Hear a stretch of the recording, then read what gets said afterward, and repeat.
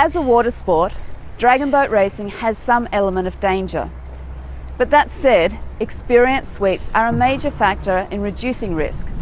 Within New South Wales, sweeps must be accredited by Dragonboats New South Wales or under the guidance of someone who is. Sweeps have ultimate responsibility for the safety of their crews, as well as the safety of other water users. And as such, they must stay alert to navigational hazards, steer the boat safely, and maintain crew discipline. We'll begin with a couple of safety points for loading the boat. Firstly, check that all of the crew can swim. If anyone can't swim 50 metres fully clothed, an approved life jacket must be worn. In certain circumstances, such as paddling in alpine waters, all of the crew must wear life jackets. In addition, a head count must be conducted before leaving the loading area.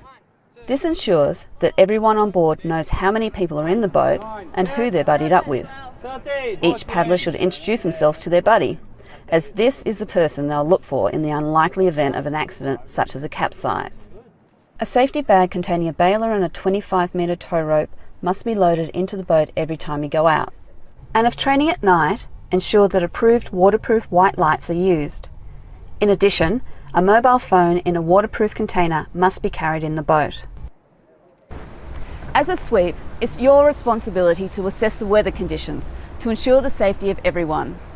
You should always check the weather conditions before a training session, from a reliable source such as an internet weather site. If the water conditions look potentially dangerous, for example, strong winds are making conditions choppy, or the forecast warns of an approaching thunderstorm, err on the side of caution and call the session off. If there's any chance of a potential lightning strike, don't launch the boat, or if you're already out, get off the water immediately. When assessing conditions, also take into account the level of experience of the crew. An inexperienced crew is more likely to get into trouble in rough conditions. An unbalanced dragonboat has the potential to capsize or be swamped. Get the paddlers to sit upright, with their hips against the gunwale and their blades above the water. If necessary, swap paddlers around to ensure the boat is balanced, both from side to side and front to back. For safety, don't swap more than one row at a time, and ensure that all other paddlers have their blades flat on the water when movement is taking place. As the sweep, your stance will also have an effect on the balance of the boat. Stand with your feet set wide, 1 foot ahead of the other in a 3/4 stance, with your knees slightly bent. Keep your back straight, your shoulders square and your head up. Dragonboat clubs are located on all types of waterways, from quiet lakes and rivers to busy ports. No matter where you are, you must comply with New South Wales maritime legislation. Maritime safety rules can be found on the Dragonboats New South Wales website, but for a more authoritative explanation, go to www.maritime.newsouthwales.gov.au. The general rule is always keep to the right and share the waterways sensibly. If there are bigger and faster boats around, keep out of their way. Take into consideration rowing boats, and remember that ferries have absolute right of way. Slow or stop your boat if you are unsure of where another craft may be heading, so you have time to readjust your course if required. It's essential that a standard set of Dragonboat commands are used by all sweeps.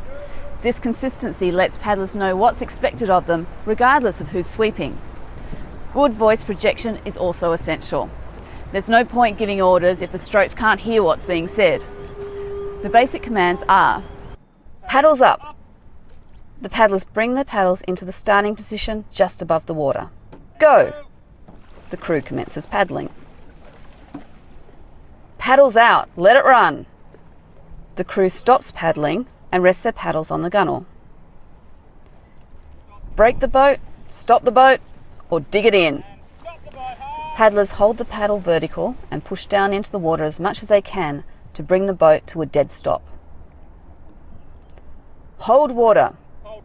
The whole crew submerge their paddles to stop the boat drifting forwards or backwards. This can also be used with side blades so the boat doesn't drift sideways. Draw water.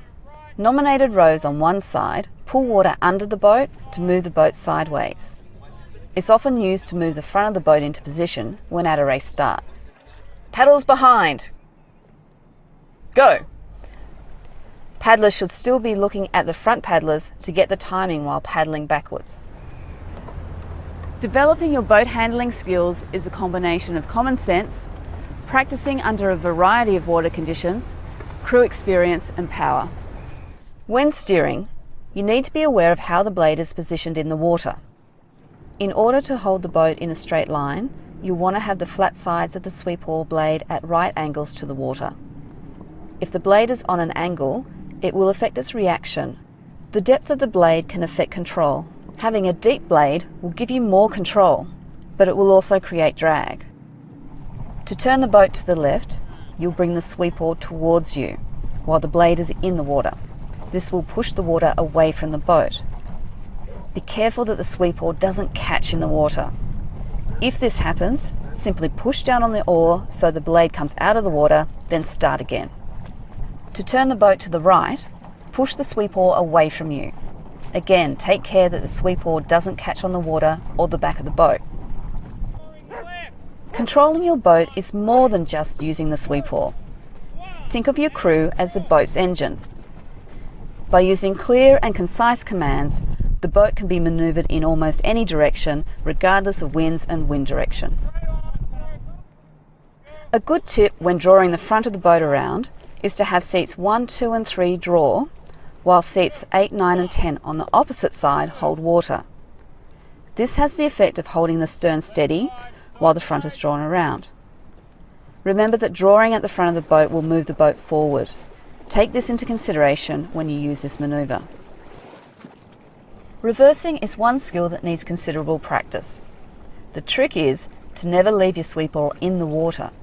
Just make quick dips with only part of the blade as required. Always keep looking behind you and back to the front again, and reverse slowly.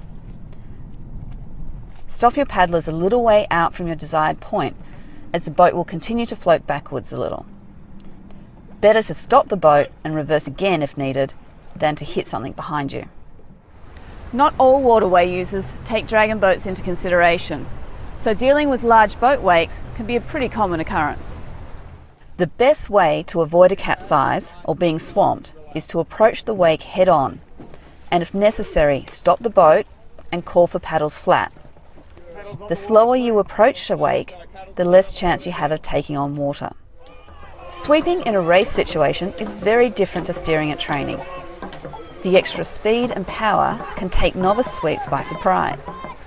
Get as much practice as possible at keeping the boat on a straight course at full racing speed. Reversing the boat into a starting pontoon is another area where novice sweeps sometimes struggle. You must take into consideration the wind speed and direction and how that's going to affect your approach. Gently reverse the tail of the boat into the pontoon on a slight angle, and if necessary, use draw strokes to line the boat up into your lane. A common practice made by new sweeps in a race situation is leaving their sweep oars deep in the water as the boat is racing. Not only does this require a great deal of strength, it slows the boat down and increases the possibility of losing control. Practice taking the blade out or only having a small section of the blade in the water during training sessions, so you can apply that in a race. Okay, well that's showing you the basics of sweeping. But before we go, remember these 3 points. 1. As a sweep, you have ultimate responsibility for the safety of your crew. 2. Practice makes perfect. Get out on the water to hone your skills. And 3. Have fun with your sweeping.